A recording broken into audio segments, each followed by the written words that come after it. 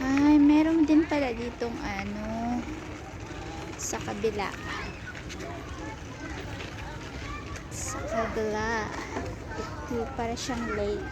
Ay, kung katulad din dito. Karugtong yung dagat. Meron din pala dito sa kabila. Tignan natin. Since pinayagan tayong maglakad, mag-isa, sulitin natin. Let's go! Ayun, si Manong naglilinis. Dito tayo. Ganda ng ganda. Ano to? Anong bulaklak to? Ayan ang ganda. Ang ganda. Kasi ito siya. Ano ba to? Ayan siya Ayan siya. Ayan Ayan. Bulaklak tanim lang siya. Parang I don't know ano pangalan ng halaman na yan. So dito tayo. Ganda din. Ayan. Daming pupunta dito.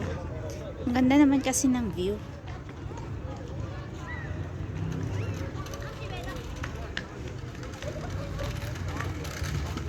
Ayan siya, mag-isa din. Katulad ko mag-isa. Charot. Ang ganda.